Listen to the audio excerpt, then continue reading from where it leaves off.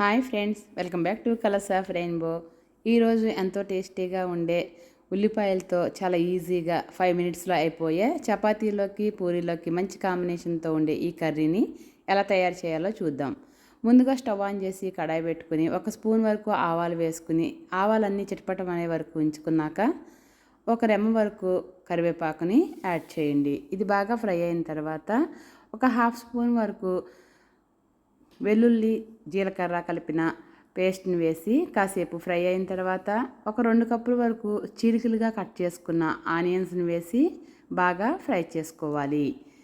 ఈ స్టవ్ని లో టు మీడియం ఫ్లేమ్లో పెట్టుకుని ఫ్రై చేసుకోవటం వల్ల ఉల్లిపాయలు మగ్గి చాలా బాగుంటుంది. ఇప్పుడు 1 స్పూన్ వరకు పసుపు అలాగే 10 వరకు పచ్చిమిర్చిని కూడా యాడ్ చేసి వీటిని కూడా బాగా వేయించిన తర్వాత రుచికి సరిపడినంత సాల్ట్ని యాడ్ చేసి ఉల్లిపాయనంతా కూడా బాగా మగ్గనివ్వాలి. ఇప్పుడు ఒక 15 మినిట్స్ వరకు మూతను పెట్టి మరి కాసేపు మగ్గనించిన తర్వాత ఒకసారి మూత తీసి అంతా కూడా కలిసే విధంగా తిప్పాలి. ఇప్పుడు ఒక 2 స్పూన్ల వరకు వరిపిండిని తీసుకుని 1 కప్పు వరకు పాలని యాడ్ చేసి ఎక్కడా కూడా ఉండలు లేకుండా మొత్తం అంతా కూడా ఈవెన్గా కలిసే విధంగా కలుపుకోవాలి. ఇలా కలుపుకున్న మిశ్రమాన్ని ఆనియన్స్ పైన వేసి కాసేపు బాగా ఉడకనివ్వాలి.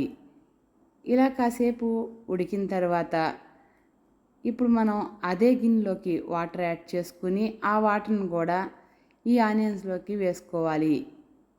ఇలా వేసుకోవడం వల్ల ఆనియన్స్ బాగా మెత్తబడి రుచికి చాలా టేస్టీగా అనిపిస్తుంది తింటున్నప్పుడు.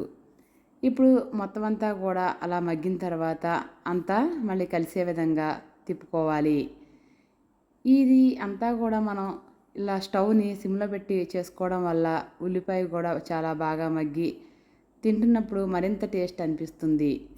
ఈ కర్రీ ఈ కన్సిస్టెన్సీలో ఉన్న తర్వాత కాసేపు ఉంచి పైన కొత్తిమీరని యాడ్ చేసుకుని స్టవ్ ఆఫ్ చేసుకోవడమే. చాలా ఈజీగా ఉండే వితిన్ 5 మినిట్స్లో మనకి కంప్లీట్ అయిపోతుంది. ఈ కర్రీ మనకి పూరీకి చపాతీకి చాలా టేస్టీగా ఉంటుంది. ఒకసారి కనుక చేశారు అంటే కనుక అసలు వదిలిపెట్టకుండా తినేస్తారు. అంత టేస్టీగా ఉంటుంది. మరి మీరు కూడా ట్రై చేసి మీకు ఎలా వచ్చిందో కామెంట్ చేయండి.